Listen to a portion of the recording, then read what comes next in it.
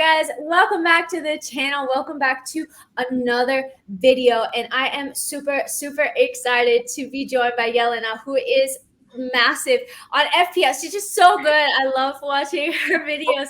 So I had the shittiest FPL week ever. I like to talk about it.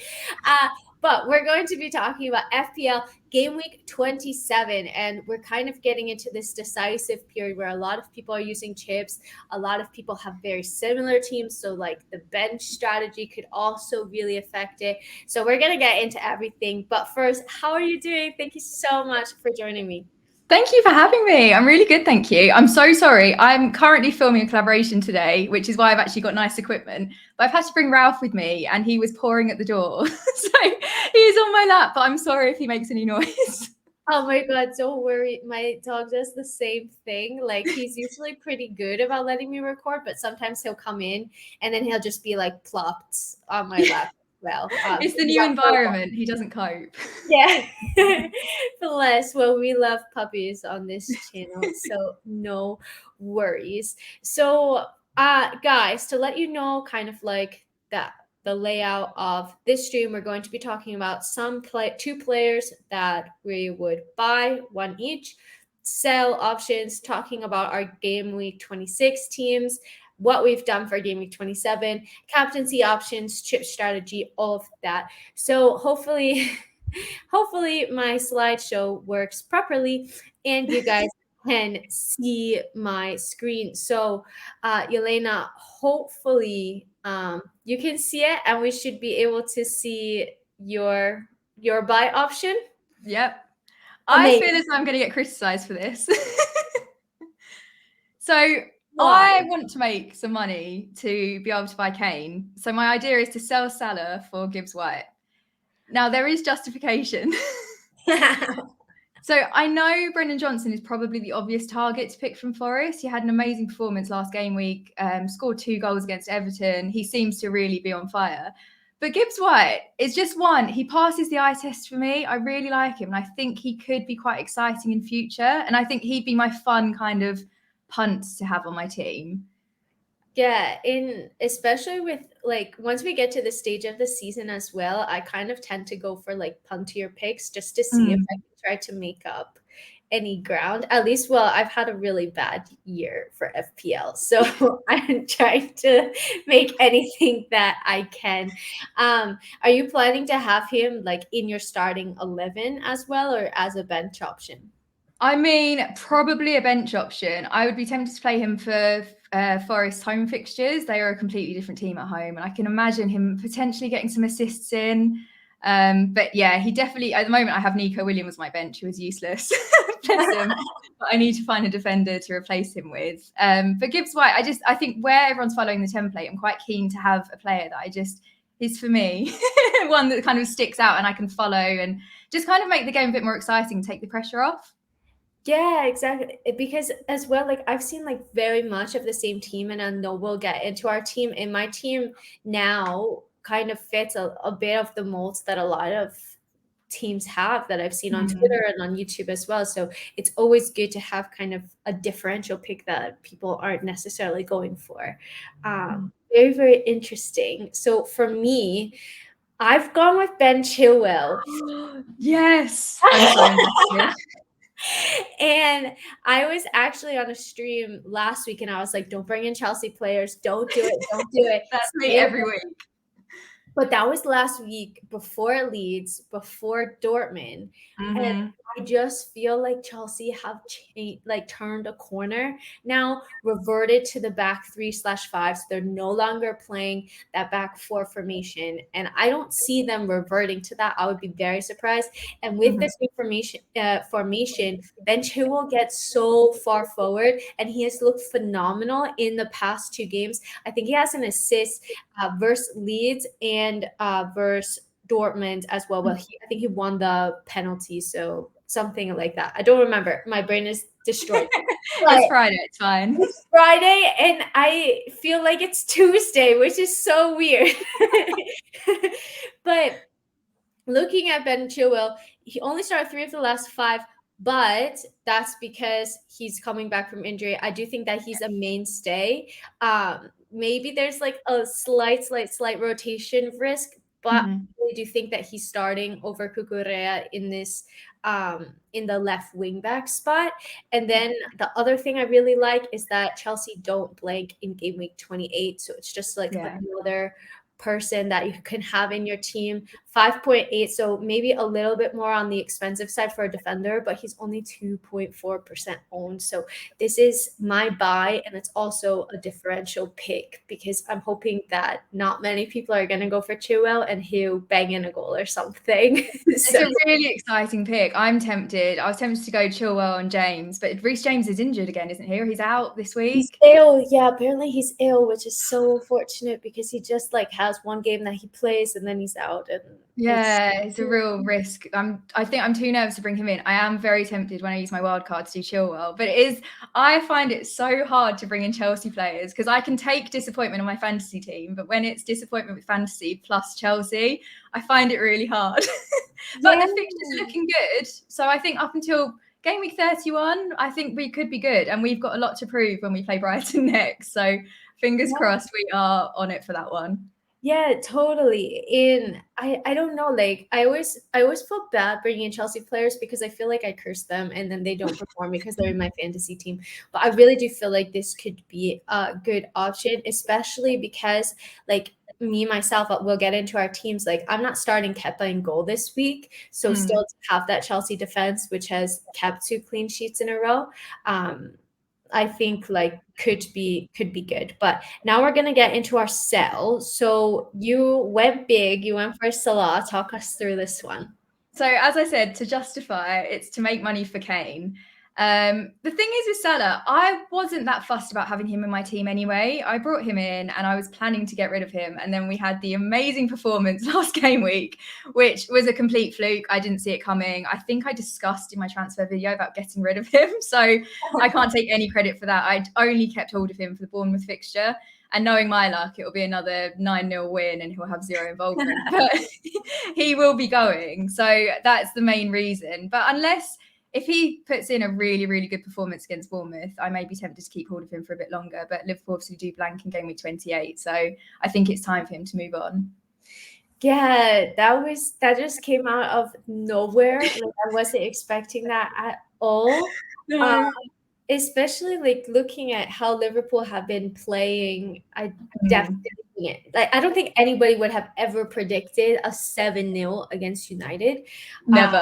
Never. And I'd look at them and I think, oh well, they blank in 28 and then 29 they have a double, but it's Chelsea away and Man City away. And then Arsenal at home, like really, really difficult fixtures. But the thing with Salah is like anything could happen. You just don't know, which I think is what makes it so hard.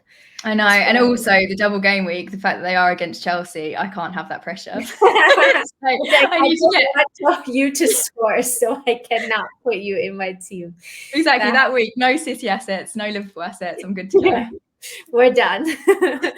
So for my side, I also went with a Liverpool asset, and this was actually a bit harder for me than I thought it was going to be. So I have brought in Trent, and he's actually been quite good for me. Hasn't really gotten any goals or assists in the time that I've had him in, but they've been keeping the clean sheets. But I just felt like for the price point at 7.3, I can bring in a different defender that's going to be able to keep clean sheets. And the thing with Trent is like, look at his key passes. It's off the chart. And we know that he is capable of getting into those good areas. 7 goals, like no assists. I don't understand how that happened. But I think just because of I was actually thinking about bringing him in for game week 27. Or like keeping him for 27 because he was in my team. But then I just thought like, oh, with the 28, 29, 30, I think I'm just going to sell a little bit early. So we both had Liverpool assets as sells. I was jealous everyone that had Trent last game week because I couldn't afford him. So I was so jealous of everyone. So the fact that he hasn't been amazing really worked in my favor. Yeah, I was really hoping that because I brought him in mainly for the attacking returns, and everybody's like, "Oh, why are you bringing him in? He's not going to get keep a clean sheet." But then he's actually kept clean sheets, but hasn't gotten any attacking. But for me, it's just like a little bit too much money. And like similar to you, I wanted that money to be able to use it elsewhere in my Yeah. team. So let's take a look at your team. You finished on 63 points. I'm so jealous. I am. This is honestly, I got criticized so much for not using my wild card. And it really paid off. But this will never happen again. So this is my high point in FPL, and then I know it's just going to go downhill. And what about your team this week? So have you wildcarded this week? What's kind of your strategy there? Who have you brought in? Obviously, we can see Matoma has been brought in. Yeah, so I've taken out Andreas. I'm a little bit concerned because Odegaard is unwell as well. There is an illness going around apparently. So I'm a little bit concerned about him, and I don't know whether to transfer him out instead. But then Fulham do blank next game week, so I think I will do Andreas to a Brighton asset. But I have got the typical confusion now about Matoma, March, and McAllister. And the more I read on Twitter, the more confused I get. So I'm not 100% sure if I will go with Matoma. I think that's what my gut instinct's saying. But the fact that so many people are bringing him in, I feel as though I could potentially get the edge by going for March or McAllister. But I'm not sure. And I don't really want to take a hit. So I am completely investing in just one Brighton midfielder, which makes me nervous. I wish I could have all three. Yeah, right. I wanted a Stupinian in my team for so long, so I knew that I was going to do a Brighton triple up, but only two midfielders and then the defender. And it's really unfortunate because I've had March in my team for like 5 or 6 weeks, and whenever I've had him in my team, he did nothing. I put him on my bench, he got like 10 points, and then I brought him back into my team, and he's done nothing. But he has been getting in really good goal scoring opportunities, and I think in at least between Matoma and March, like he's more of the differential pick. Definitely.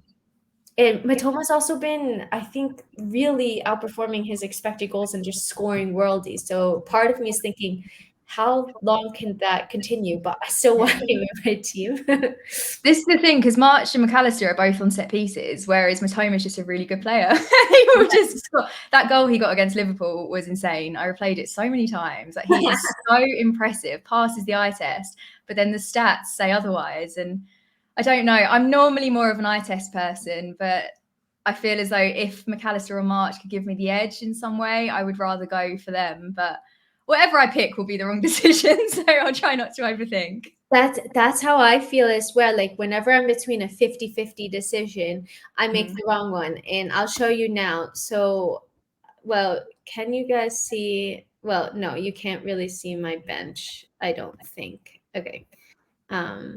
Wait, let me see if I thought it was in the screenshot. Maybe not. Can you see my bench or no in the screenshot? No, okay. It didn't fit. So I got 36 points. I want to cry because Gappo was on my bench. I got 14 points. Because after the previous game week, I was like Liverpool just aren't attacking well. They got destroyed from Real Madrid as well. Like I don't see him getting anything. And against Man United, and United are in incredible form as well. So I was like, I'm benching this guy, and he got 14 points. And that would really have been the difference for me. Like if I had, and I was between like, oh, do I play Shaw? Do I play Trippier over Gappo? And I decided to, and that would have been the difference for me. And so that was really, really unfortunate. And I was just looking at my team and kind of looking at the template that a lot of people have around me and having, triple Brighton assets. And then I was also thinking, like, I don't know, like I just wasn't so happy with my team. So I wildcarded. I've changed This is it. exciting. I know, and I hope that it doesn't completely smash in my face. But I've seen like a very similar team across Twitter, and I tried to do a bit of what I've been seeing plus kind of gut instinct. So I put Raya in goal for that double Brentford defense at the moment, but then also have coverage from Kepa if I need it. Yeah. Which I I don't know how I feel about it, but I've seen some people have like Sanchez in goal instead. But since I had a Stupinian and I knew I wanted the two midfielders, I decided for Raya. And Yeah. then I've wanted a Stupinian in my team. I actually said that I had him as a pick like months ago in November, and he did nothing. And then now I have gone on this incredible run of form, and I've just been late now. And then I have Trippier. I kept him in my team. I brought in Matoma. I had March. I left my midfield basically the same, Saka and Rashford in there. I brought Mhm. in Tony. And then my bench, Chilwell, Madison, Zinchenko, and I have a bit of a benching headache at the moment. And I think like this is where I could make or break it. This is where your team is too good. I don't like, I just don't know. So I'm thinking I like what I'm really stuck on right now is do I bring in Chilwell for Trippier? I'd stick with Trippier. Wolves at home. I think that is. I don't know. I think it'll be nice to sit on Chilwell for a little bit, see how he performs this week. But my gut would say go for Newcastle. Yeah, and then that's what I think, and then I second guess myself because they haven't kept a clean sheet, and I think 4 games it's been, and then I think I don't know, is Saka going to outperform Chilwell? Maybe, but could get Mm. nothing. So I'm really, really torn. I think I'm just going to leave my team as it is, but I'm fully expecting to have points on my bench. But the idea for me is that I want to bench boost in game week 29. So I'm expecting to have points on my bench, and maybe that's just a good indication that the bench boost will go well in game week 29. Definitely. I mean, your team is like the dream team. I would have, I think, the exact same thing, but Ben Me instead of Ben. I just have Ben Me instead of Henry. Henry? I can never pronounce FPL players' names. I Is it know just because Henry? I just like Americanize it as well because like I don't watch Brentford week in, week out. So I'm not like Yeah, I'm the unless I same. would like look it up ahead of time, which I probably should be doing. If it's a Spanish player or You're like fine.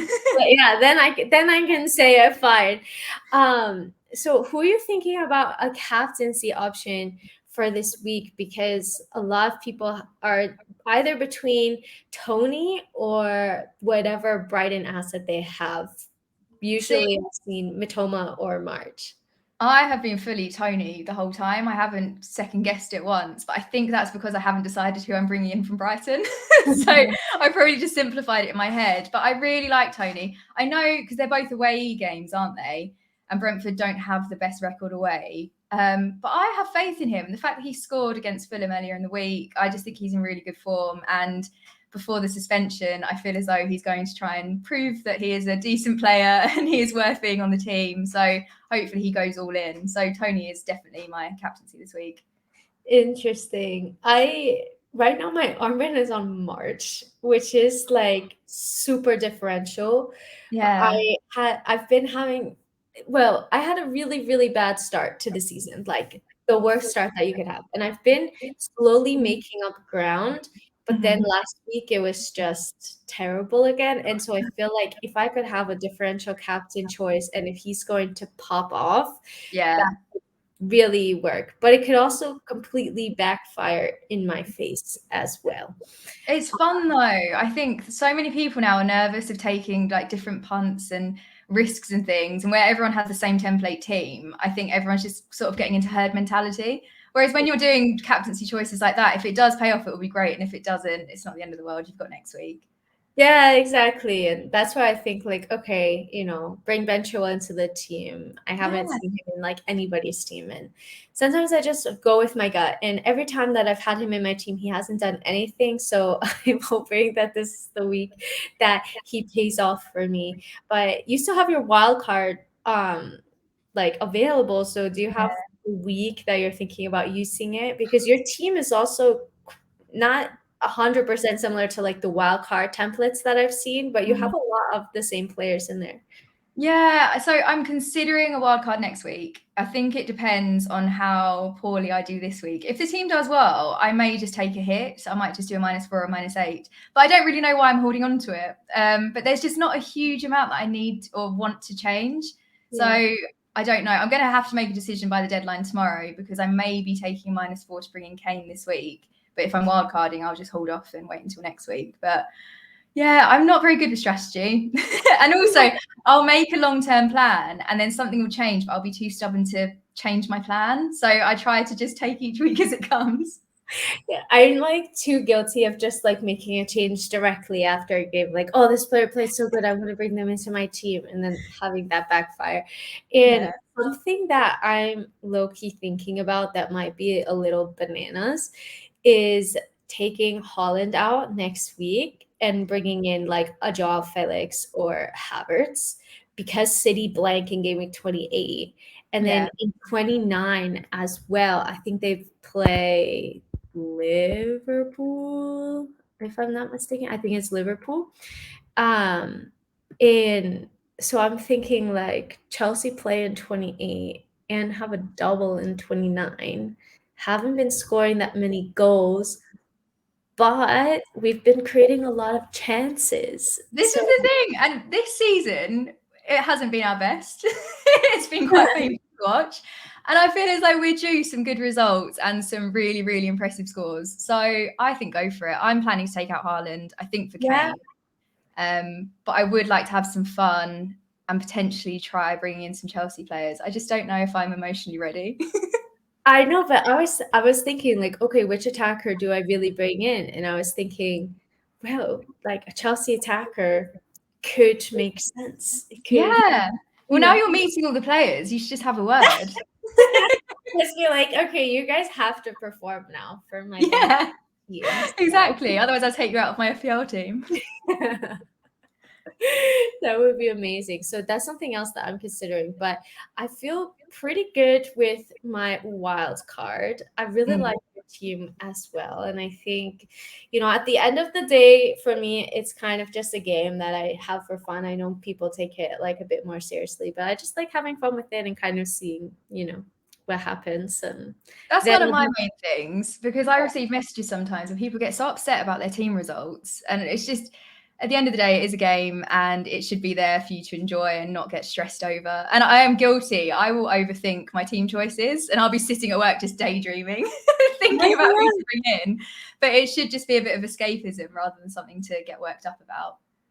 Yeah, and that happened to me when Gakpo scored. I was like, God darn it. Like, why? And I was so upset about it. But yeah, I think that hopefully we have good game weeks coming up. So thank you so much for joining me. It's been thank you for asking me. Pleasure. I'll let everybody know where they can find you. I am on, oh God, I need to remember everything now. Twitter and TikTok at YeLenaFPL. And then Instagram is my full name, which no one will be able to spell. So I don't know why I said that. It's Jelena Sakaraback. If anyone can spell that, then message me because that is impressive. I would be able to. I thought like I had like a funny a difficult last name to spell, even though you see it and it's not so difficult. Guys, thank you so much for watching. Hope that you enjoyed this video. If you did, make sure to definitely follow Jelena on all socials. I'll make sure to put it in the description box and sub to the channel as well. Been a bit of a quiet week because I got back from London and have been destroyed, but lots more content coming up, and the Champions League draw is next week as well. Very exciting. So hope that you guys have a great rest of your day, evening, whatever time you're watching this, and until next time, I'm out. Bye.